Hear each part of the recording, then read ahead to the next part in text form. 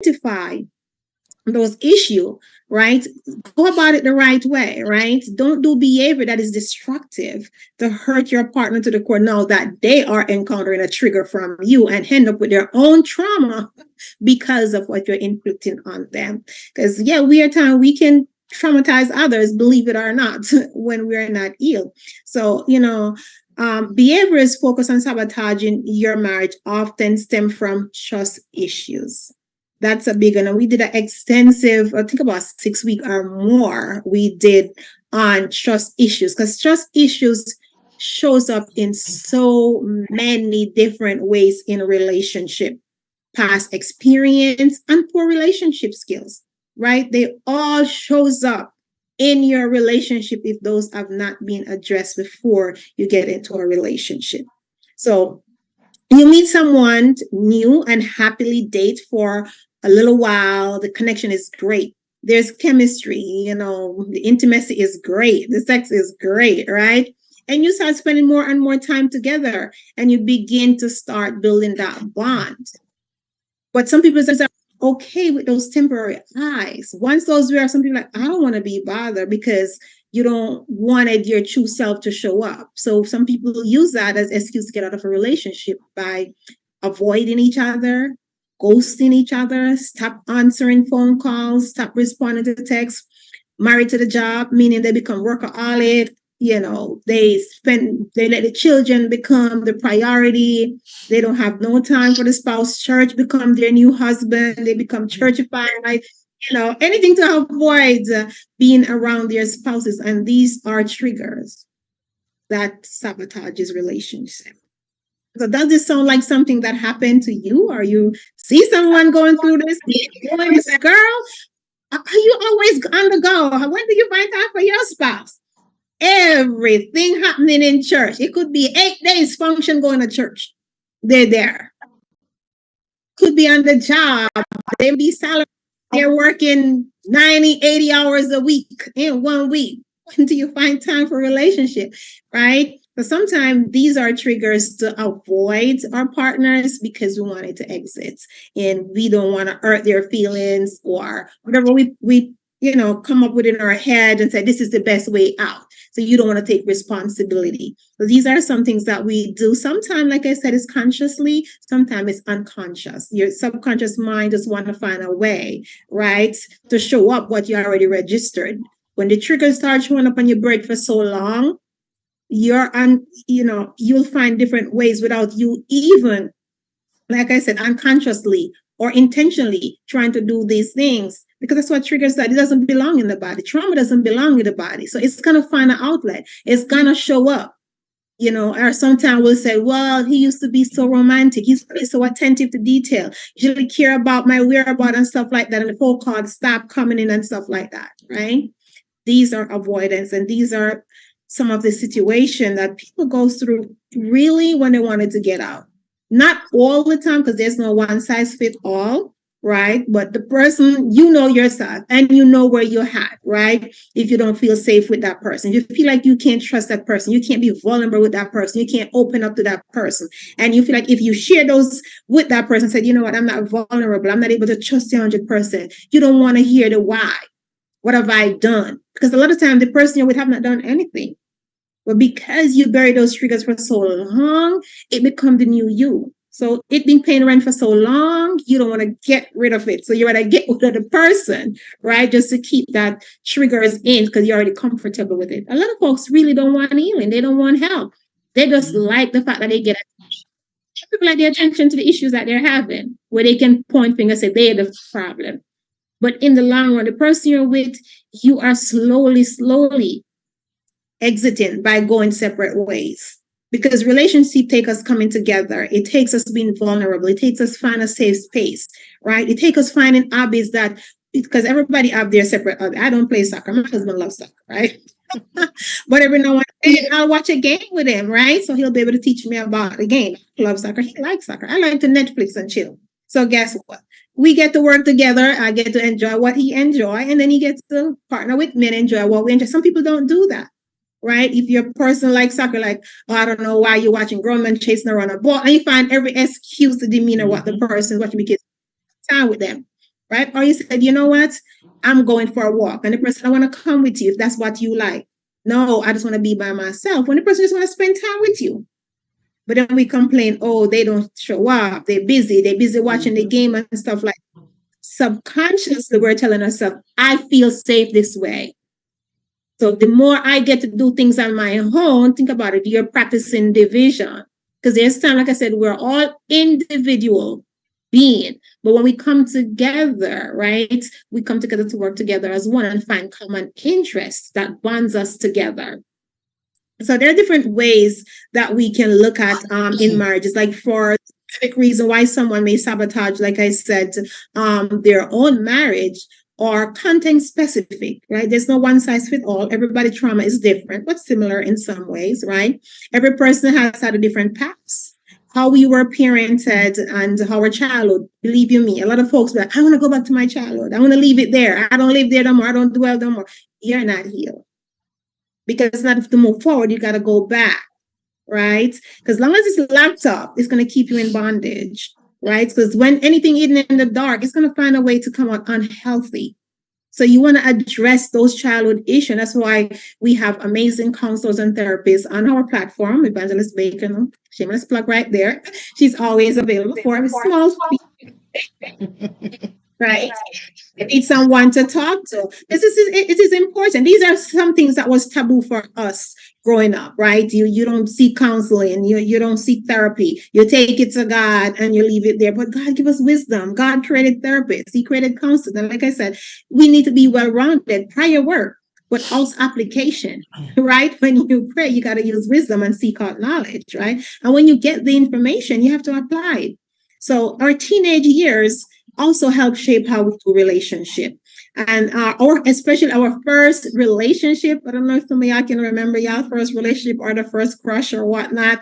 That actually plays a big role in how, if that have ended, it plays a big role in how you do relationship, and especially for those who have that abandonment issues and have that clingy need issue, because either daddy wasn't there, mommy wasn't there, so you wanted that affirmation, so you will hang on to anyone that's gonna affirm you, tell you you're doing a good job. You want, that's a high for you, because someone says their love language too, right? Affirmation. But also some people thrive off that, right?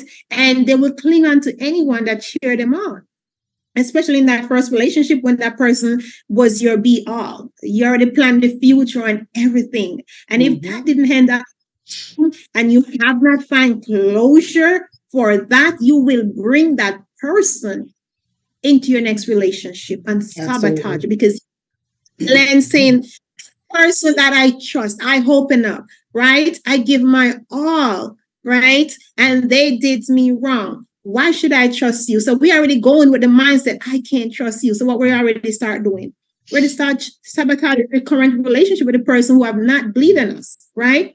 We start cutting that person because we have not dealt with those triggers to get healing from what taking us out of our comfort zone, taking us out of our character. Because anything that does not grow you, anything that you're doing that does not make you a well-being, and most importantly, don't make you be your best self, that makes you in a constant state of panic, a constant state of anxiety, it doesn't matter how much that person is moving heaven and earth for you. If you're not feeling safe in that relationship, No. they're not, because they will do everything they can. But until you address the self, the elephant in the room, which is the trigger, the self, because you're saying, I can't open up to you. Because the last person I opened up to 10, 15 years ago, you're carrying that person around up till now. And you're going to relationship sabotaging it because you can't see past that first hurt. So relationship works when you take care of self. Because I always tell folks, marriage have two type of problems. There are individual problem in the marriage and there are marital problem. A lot of time we classify and say we're having marriage issue. A lot of time it's not a marital issue. It's an individual issue, right? And until we deal with it self, we will continue to sabotage the relationship. I think you see other person because they trigger me. They should know how this make me feel. Mm-hmm. They Mm-hmm. and it's constantly walking on eggshell. Think about that. If they say the wrong thing, if they show up late, if they forget, mistaking your favorite chocolates and bring you something different, it's a trigger, right? If they say certain word that somebody else had said to you, it's a trigger. Some people go in a relationship and they do not want to hear "I love you." They get triggered by that word. Mm-hmm. It's true. And then it's something like, don't ever say that word because it's triggered me because the first one said they love me and this is what they did. And every time they said they love me, this is how they hurt me. And some people are triggered by that. We need to That get is healing true. so we do our That's marriages. I true. said, I want Evangelist Nikki, I want to piggyback on something that you said, um, that, we are afraid to go back in our past. We say, let the past stay in the past. And you're absolutely correct. We need to go back so we can clear up some things to move forward in our current relationship, because most triggers and traumas that happen to us that we're now dealing with happen in our past, and we're now just coming to terms with what had happened to us. So our spouse, unless they grew up in the same neighborhood and community with you, really don't know you that well to say, oh yeah, I know that Marcia went through this as a young girl, so I understand. And even if they grew up right next door to you, they weren't in a relationship with you, so they don't know you intimately. Right? They just know from what they saw as you growing up. And so a lot of times, as she stated, we need to go back and fix what has happened to us and bring us current now, right? Because a lot of things, like she said, it's not a marital issue, it's a personal issue, especially if you're fearful. Your last relationship didn't work out. Your last two, three, four relationships didn't work out. You have a fear of relationship. People around you that are in relationship and it's not working out, especially if they're close family relationship, like your parents or your uncles and aunts, persons that are close to you, see their relationships not working out, then you become fearful that the least little thing your partner does, you're like, oh, I knew it, I knew it, I knew it, I knew it. So we have to go back now in our past, fix the situation. And that's why therapists and counselors are so necessary in this season, because so many people are living with traumas that happened to them in their childhood, that now their spouse, they think their spouse should fix it. And your spouse cannot fix you. They cannot. They cannot. And as we stated on Before You Say I Do, when we did the session, right, about choosing wrong, making the wrong choices, no one can fix anyone. We can't, because if you could fix somebody, will be able to fix yourself. Am I wrong? Talk to me, y'all. Talk to me. Don't let me think that like I'm going crazy or something. We can't even fix ourselves, much more somebody else coming to fix us, or we're trying to fix someone else. It just doesn't work like that. What will happen is you will burn yourself out trying to fix somebody. I will be trying to burn myself out trying to fix my husband, and vice versa. He was like, oh no. Like with me, I know I can't fix nobody. The Lord is fixing me each day, right? Matter of fact, each hour he's pruning and taking stuff out of me. So can you imagine all that work for one person to do? It's not possible. This is why persons have gone to school and obtained masters or PhD in counseling or family therapists or trauma therapists. And so they're set here to help you, right? To help persons dealing with traumas, dealing with triggers. We have to deal with those. A lot of marriages that I see that break up, or I hear couples that I'm counseling, they don't have family issues. It's not a marital issue. Like, I mean, Evangelist hit it spot on. It's not a marital problem. It's an individual problem, because you need to get yourself the proper help that you need.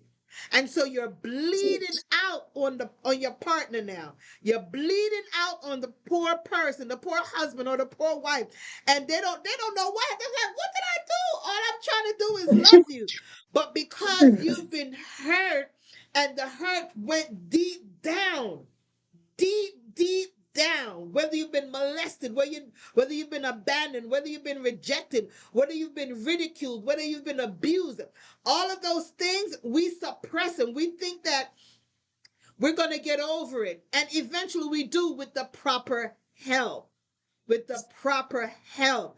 And so this is why a lot of times when you're in your marriage and things are not working out and you're triggered off of something very, very simple, right? You're triggered from something very simple. Could be the person missed Yes. your birthday and you're triggered by it. You're like, I can't believe this person forgot my birthday and the other. And you just carry on. Now, my birthday is a big thing to me, so I can understand. But if that's a trigger, it could be detrimental to your relationship, right? So fear is a huge factor on how persons are triggered. Fear, the fear of this person leaving you again. Fear The of this person abandonment. abusing you again. Fear of this person walking out on you again, abandoning you again, abusing you again. And so that fear, if you don't get your mind together and get over the fear, get over that hurdle of fear, your relationship will be toxic turvy. Your relationship will be just it won't be Self-sabotage. right. You'll be You will self-sabotaging it, sabotage. You yes. will self-sabotage your relationship. If you're dealing with trust issues, that's a big self-sabotage. If they don't call you at a certain time, if they don't acknowledge something, you're triggered, and that could cause a big blow up, a big fight. Somebody might be hurt in the process. So when we self-sabotage because we aren't properly healed, it's a huge problem. So are you sabotaging your relationship in your marriage due to your triggers? Is that what you're doing? Is that what you're doing? Let us call a spade, right? Right, Evangelist Nikki? Let us call a spade a Yes. spade. You could be the person, right? You could be the tongue that's lying against you. So we have to make sure, right, right, Dr. Hope, your relationship was damaged from the onset because you were waiting Illegal. for them to do something. Yes. It's like, let me see if he's gonna remember this. Let me see if she's gonna remember this. And you're waiting for them to do something to say, see, I knew it. No, that fear, Yes. listen, reach out to me, Marcia Baker Ministries at Yes. gmail.com. As Evangelist Nikki said, for a small fee, we can sit and have a conversation, but it's not going to be for free, right? This 30-minute session here is free, or Thursday night for 2.5 to 3 hours, that's free. But if it's a one-on-one with just me and you, it's going to incur a fee. It's just a small fee. You can afford it, right? So Yes. are you self-sabotaging your relationship, your marriage? Let's be Yes. specific. Your marriage. Yes, you're married. Are you still in pain from the last relationship? Are you still dealing with trust issues? Are you still dealing with what's the other thing I'm trying to Abandonment say? Are you issue. still dealing with infidelity from the last person? Oh, I Yes. knew I knew they was gonna cheat. I knew it. I knew it. I was just waiting for you to do it. You're not healed. You're not healed. Let's listen. I'm gonna say this, and this definitely has to be a part two. Let's normalize identifying our triggers and stop self-sabotaging our relationship. Let's say, you know what, babe? It's me. It's not you. It's me. I have childhood issues. I'm still dealing with some stuff, but I want my relationship to work. So let's just work on it together. Yes. Let me go see a therapist. Hopefully the therapist take my insurance. If not, we're going to have to pay out of pocket, but it's going to be all right because this thing is not going to feel like my other relationship. And have the conversation with your partner. Have that conversation. Because they want it to work as well as you want it to work, they will say, you know what, Yes. babe, I'm with you. You're gonna go get help. I think I might want to get help too. Let me do a session to see what I might have some triggers. So we're going to pick up part two next week because We need to listen. The goal of this ministry is to heal and help couples stay together one family at a time, one marriage at a time. If tonight's session is going to cause a wife and or a husband to say, wait a minute, it's not my spouse, it's me. Let me get help because I'm triggered. We have saved a marriage. We have done our job for this week. And that's what we're here to do. Listen, if you're just joining in, please do us a favor. Reach out. Share this broadcast because somebody needs it. How many people that you know are self-sabotaging their marriage? Heal and help.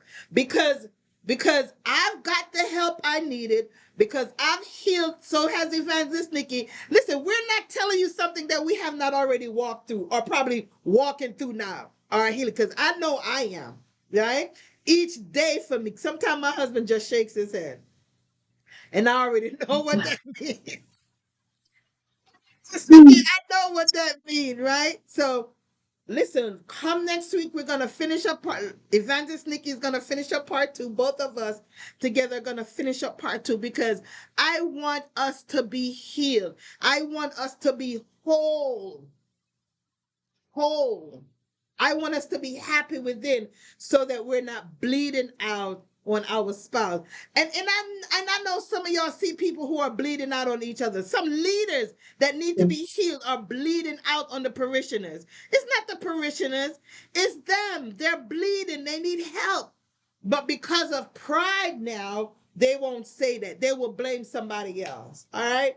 So, Evangelist Nick, I don't know if you have any last words, but we're going to pick this up next week. None of our sessions can just go for a half an hour, and we're not Right, going to bring right. it up to anymore. Go ahead, Francis. And yes, and you said the right thing. And initially, when we started, if you're catching a replay, you're catching it live, we want you to be intentional. Take the assessment for yourself, examine yourself. What are you doing consciously or unconsciously that is sabotaging your marriage? And some of the blockers that you look for, are you gaslighting your spouse? Or you jealous? Or do you over criticize your spouse no matter what they do? Are you doing avoidance issue? Or are you promiscuous? Do you have low self-esteem, right? Do you pick argument, pick fight? So those are some of the gauges I want you guys to use tonight and examine yourself. Not what your spouse is doing, what you are doing. Because like we said earlier, a lot of marital issue is not a marital issue, it's an individual issue. And when we fix the individual issue, our marriage will be beautiful. So let's start there tonight. Let's make marriage work by starting taking care of self and be a better person. Amen. Amen. Thank you so much. Listen, if you have not yet joined our Thursday night community, you may want to join us on Thursday night, right? We're talking about, and this is for singles. Thursday night session, this particular Thursday night session is for singles. Am I fainting while waiting on my due season? It was interesting last week, so we have to bring back part two this week.